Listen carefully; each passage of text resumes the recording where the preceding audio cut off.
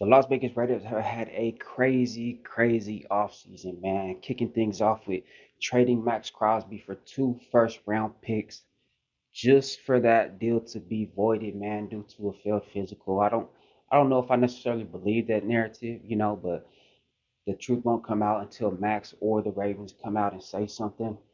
Um, Now that he's back, I don't know what they're planning on doing. I don't know if teams are actually calling or not. I don't see the value changing. Max, I mean, everybody knew that he just had surgery, right? So he's rehabbing. Why you're not gonna pass a physical if you're rehabbing from a physical injury, right? So it doesn't make any sense for the value to change, right?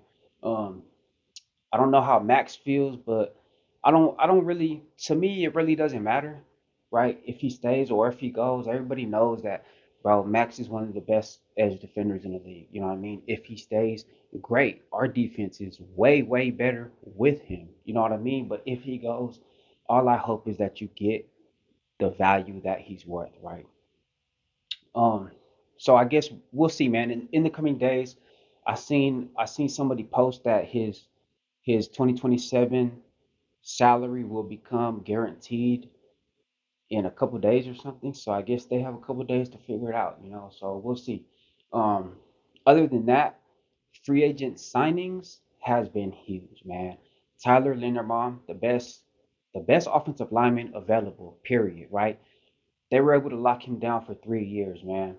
They were able to get Jalen Nailor, a wide receiver previously with Minnesota, on a 3-year deal as well. On the defensive side, they were able to get middle linebacker Quay Walker, uh, weak side linebacker N'Kobe Dean, Kwity Paye, edge rusher previously drafted by Indianapolis, and they were able to trade for Teron Johnson, a slot corner previously with the Bills. They also re-signed Stokes and re-signed Malcolm Kuntz. Right, there's a couple re-signings, but those were the big ones previously. Oh, and kicker Matt Gay. Let's start with the offense, man. Tyler Linderbaum, you already know, man, one of the best offensive linemen in free agency. Locked him down. He's gonna be at center. JPJ is gonna be at guard. With that signing, our offensive line is 10 times better, right? I don't know if they're gonna give DJ Glaze a chance at the right tackle position. I wouldn't be mad at it if they do. I mean, we all think about it, right? The Seattle Seahawks had one of the worst offensive lines in the NFL in 2024, right? And then when Kubiak got there with his staff, they were able to coach the players up to play at their full potential, right? And that's what I expect from Clint Kubiak and his coaching staff, right? We do have potential. We do, right? DJ Glaze has potential. Caleb Rogers has potential. Um, Charles Grant has potential, right? Colton Miller has to be able to stay healthy, but we do have potential. Now they still need depth, whether they're gonna address it in the draft, or they're gonna continue to sign people. But the way that the offensive line is looking with the addition of Tyler Linderbaum, man, it has me excited, bro. Our run defense just skyrocketed, hands down, bro. You have JPJ, Tyler Linderbaum right there in the middle, clearing the way. I expect Ashton Genty to have over 1,000 yards, bro, easy. You know what I mean? Jalen Neller, right? A lot of players were questioning the signing. I really like it. I really like it. I think Jack Bech is going to have a huge season, and I think he also has the potential to be a number one receiver in Kubiak's offense, right? His skill set, Jack Bech's skill set is very similar to JSN, right? JSN probably a tad bit more faster, but the way that they run routes and the way that they're able to create separation, it's fairly identical, man. And I think he's Kubiak's going to be able to use Jack Bech well. So when you bring in a wide receiver like Jalen Neller, somebody who I would consider a complimentary piece, man, it was a great signing, man. Um, his hands are above average. He does have good hands. He's able to separate at the top of his route. He's not super super fast, but he's fast enough, and he's savvy enough in his route running to create separation. At the end of the day, that's really what matters. You know what I mean? You don't have to be the super fast guy, because a lot of pass catchers that are like that, they rely on their speed in order to gain separation. But the only thing that matters is that you gain separation and then you catch the ball. You know what I mean? So Jalen Nailor, a great complementary piece to this offense, man. Definitely excited. The defense, right? Huge, huge signings, man. Middle linebacker Quay Walker, probably the biggest one of them all. Um, had a rocky season, right? He is a future first round pick, drafted by the Packers. Didn't have the best rookie season.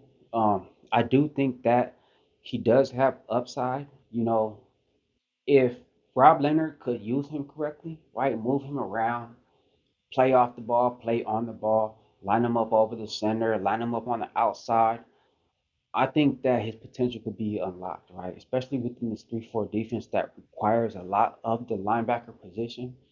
I think Quay Walker could have one of the biggest years of his career. Great run defender, great pass rusher, above average in coverage, man. He's a dog. He plays with effort.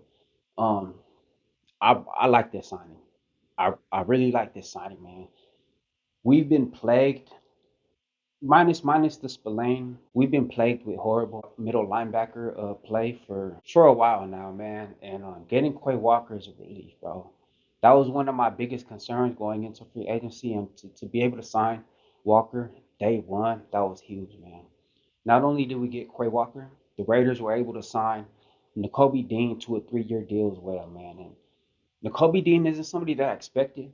It isn't somebody that I necessarily wanted them to pursue. But at the end of the day, talent is talent, right? The biggest knock on N'Kobe Dean is his availability, right? He's missed 21 games since entering the league, right? And that's only regular season games. That's not even including postseason games, right? So his biggest battle is going to be able to is being able to stay healthy, right? But there's no doubt about it. If he's able to stay healthy, Quay Walker and Kobe Dean had the chance to be the best linebacker duo in the NFL, hands down, hands down. They were former teammates at Georgia, so there is a lot of chemistry there, right? Which you do need to have with a middle linebacker and a weak side linebacker. They have to be able to know how to play with each other, right? Pause. Um, Big signings though, man. Big signings, man. I love the pickups, man. Another person that they got was Kwity Paye, edge rusher, former first round pick as well, drafted by the Indianapolis Colts, man. This one is it's not like you know something to write home about, but it is a great signing, man. And I'm gonna tell you why. Kwity Paye, I know everybody thinks about pass rush, right? Pass rush, pass rush, pass rush. How many sacks does he have? This, that, and third. But at the end of the day, there's a lot of roles that an edge defender has to do, right? One of those things is setting the edge, right? He can do that. Another one of those things is stopping the run. He can do that, right? And when you think about Malcolm Kuntz being re-signed, Malcolm Kuntz has never been great at stopping the run, right? Great pass rusher in obvious passing downs, put him in there, you know what I mean? But we do need somebody opposite Max Crosby to be able to stop the run, right? And Kwity Paye does that for you. Not only does he give you good run defense opposite Max, he has pass rushing ability, right? He has the potential to be better than who he was at Indy, and I expect Rob Leonard to develop him into that type of player. You know what I mean? So, I mean, it's a good signing. I wouldn't say it's a great signing, but it is a good signing, man. It adds talent, it adds depth, and we needed it. Another player that they were able to get was Teron Johnson. This was actual trade with the Bills the night before free agency opened.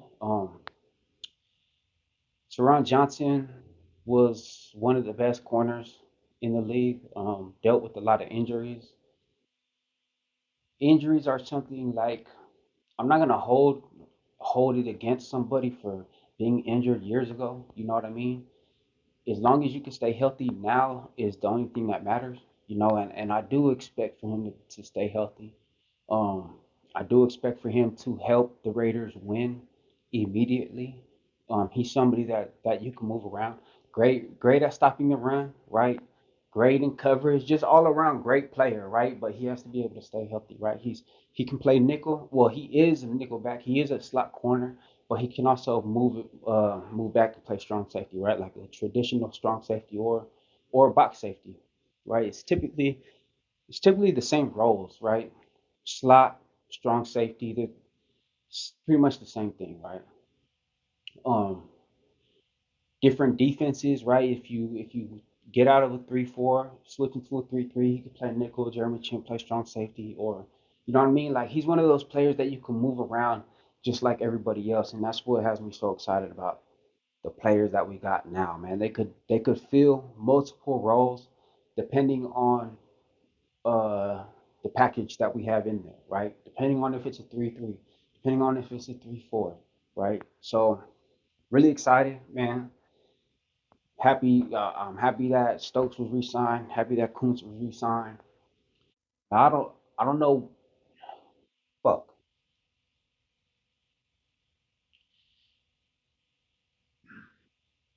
So as of now, I don't expect the Raiders to do a whole bunch of other signings.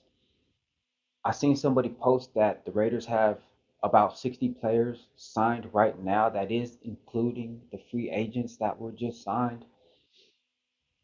They do have to get to, I believe, 97, 97 players by the time OTAs and all that starts. So they have a long ways to go. The draft is about 10 draft picks and then UDFAs. I don't see them signing like 30 UDFAs. Uh, I don't see them signing that much UDFA. So they do need to add a couple more pieces. I don't expect them to be, big names. Most likely 1 year contracts, most likely depth pieces. I do want them to target a defensive lineman. I seen Ashawn Robinson was just released. I seen Javon Hargrave was just released. So there's some guys out there, man. You never know. Also, Diggy is supposed to be on the trade block, man. So we could trade for him depending on what they're asking for, man. He would be a great piece to play defensive tackle in this 3-4 scheme. So we'll see, man. Teams are supposedly still calling for Max Crosby. Jalen Carter supposedly being shopped around, so that is something to consider. I wouldn't mind if there is a trade, Jalen Carter and the first, something like that. Jalen Carter's a beast, man. I wouldn't be mad at it, man. But that's gonna be it, man. If you ain't subscribed, man, go ahead and subscribe for your boy, man. Help me build this channel up, man. Like, comment, let me know what you think. I will post a video soon as the news keeps releasing throughout free agency, man.